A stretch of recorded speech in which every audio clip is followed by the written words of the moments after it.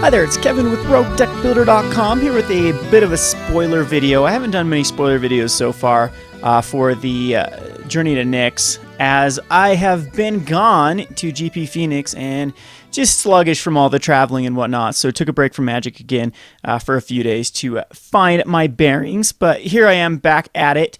Gonna reveal some spoilers here and actually brew some decks with them. So this is actually the spoiler card I'm most excited about so far, and you might question that. It's just a common, and it's very, very similar to already cards that we have in the format, and for that reason I don't know if it's going to see much play right now, because we already have Grizzly Salvage and Commune with the Gods, but this one's Kruphix's Insight, and it really has sparked my interest because you reveal the top 6 cards of your library. 6, not 5, not 4. That is 6. That is a lot of cards from the top of your library to try to find 3 enchantment cards from among them.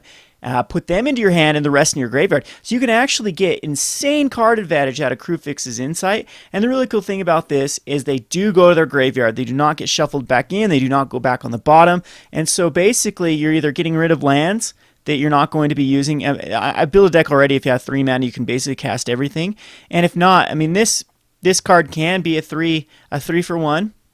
And the other cards, say even if you roll 5 creatures off the top of your library, 2 of them are going to go into your graveyard, which is going to make Night Howler really good. And why I say creatures is because everything in the deck that I've brewed is going to be enchantment creatures. So again, this is a block deck. Again, I don't know how well this is going to do in the format. Again, I don't know if it's like the BG Dread version. You definitely want Grizzly Salvage, because that makes it so you can keep your land count down. And this deck, I am a little bit weary about running 21 lands, but this is the deck that I have so far built. Of course, we haven't spoiled everything yet in Journey to Nyx. There could be some sweet cards in the set that would actually go in this. So anyway, again, this is going to be all this is all going to be creature enchantments except for enchantment creatures except for Sylvan Carrotids and Satyr Wayfinders. So the Feral Invocations are actually not Feral Invocations. They are going to be Kruphix's Insights, and so we'll chuck these over here. So we have the ways to fill up our graveyard. We have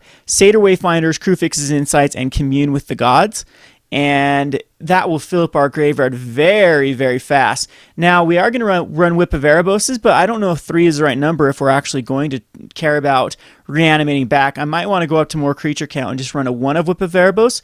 But again, this deck list is very similar to the BG Dredge that's running right now. So we're going to run Nemesis Immortals and Night Howler as the cards that care about creatures in the graveyard. Then, since we are looking for enchantments, we're going to run as many enchantment creatures as possible. The good news is all of these are extremely powerful. We have Herald of Torment, we have Courser of Kruphix, which makes it so, subsequent lands off the top of our library we'll just start playing, and we have Boon Satyrs. All of them are very aggressive. All of them can enchant other guys, and yeah, just incredibly, incredibly powerful cards built into enchantments here. I think these are the best ones. The good thing about green and black is you really have the best enchantment creature cards.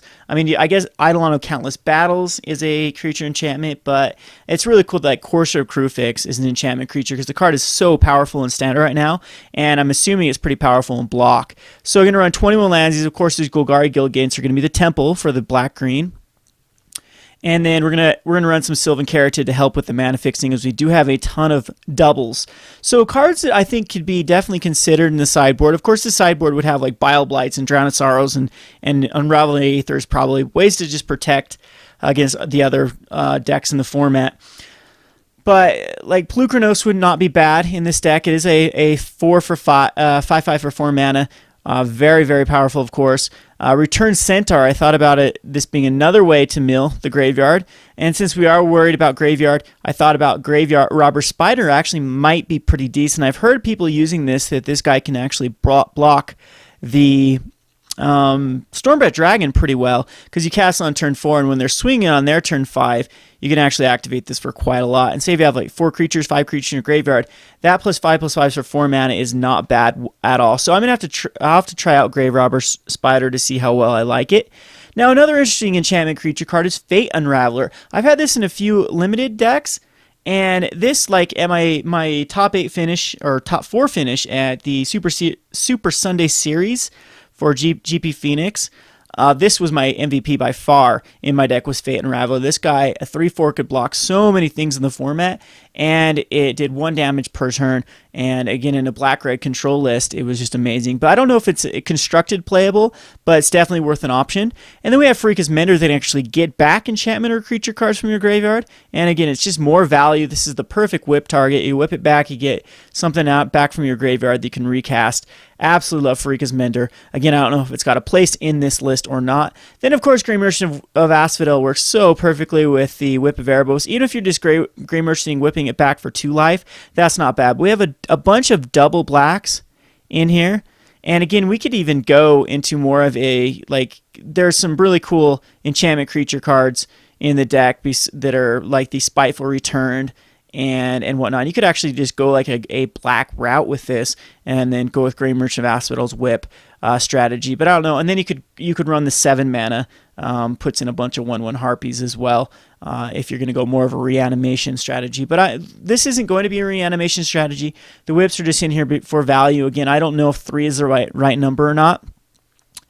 And then we have Bow of Nylea. Of course, if you just want a 1-of, a good card is a 1-of, and you're going to be able to find it with either Commune with the Gods or the Kruphix's Insight. In fact, yeah, these whips probably only need to be a 1. I would hate to mill your 1 whip with a Satyr Wayfinder. I think that would be very, very bad. Then we have, of course, Reaper of the Wilds is just one of the better cards for 4 mana. I don't know if it deserves a spot in this list. And then to stabilize versus the burn decks and the other aggressive decks, we have Nylea's Disciples in the sideboard. I think it's a very, very powerful card. Oops, got a double Plukernos here. And of course, since we are talking about enchantment gods, we have Erebos and Nylea, and possibly even we have the Freaka herself. They'll most likely go in this deck. Hopefully it'll have something to do with graveyards and whatnot. So a few other cards that have not that are out of Journey to Nyx that I think might go in this deck is, let's go back over here. Let's check out these spoilers here. Is the Doomwake Giant. Seems very, very, very good in this deck. For 5 mana, it is a little bit slow, but every enchantment card that you cast from then on becomes a -1/-1.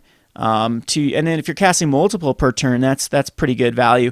All your opponent's creatures get -2/-2, which is kind of like a Elish Norn effect. Of course, you have to be casting subsequent ones, but I mean there is a lot of 1/1 decks in the format, like the mono white weenie, or even black aggro. Mono black aggro in block is pretty big, and Doomwake Giant takes care of them. And again, it's their creatures, not your creatures, so pretty cool. I think that this would definitely either have a sideboard or main board. Then we have Extinguish All Hope, which is really cool because it's destroy all non-enchantment creatures. So all of yours survive, all of theirs dies. A one-sided board wipe for 6 mana. Doesn't seem bad whatsoever. Then we also have this Eidolon of Blossoms. Eidolon of Blossoms says whenever an Eidolon of Blossoms or another enchantment creature enters the battlefield, draw a card. And that way you can draw a ton of cards off Eidolon of Blossoms. So really, really cool archetype really coming into fruition here with the Journey to Nyx spoilers. So far, I've been pretty happy with the Journey to Nyx spoilers.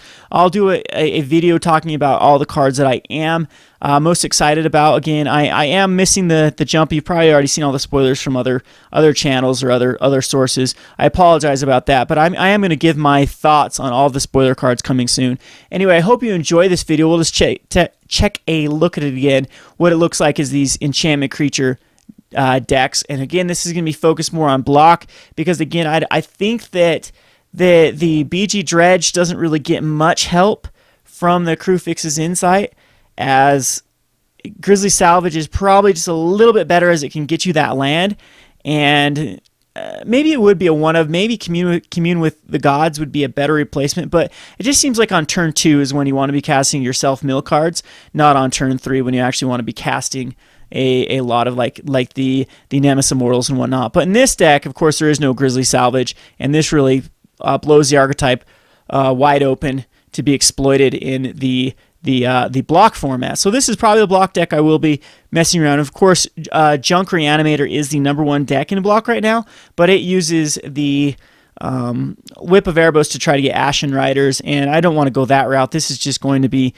casting some big creatures and try to get there like early Nemesis Immortal of Night Howler to overwhelm your opponent. So of course this deck would want like an evasion target or something. So again, this is probably going to need some tweaking before it is constructed playable. Anyway, this has been Kevin with Roguedeckbuilder.com. Thanks for watching.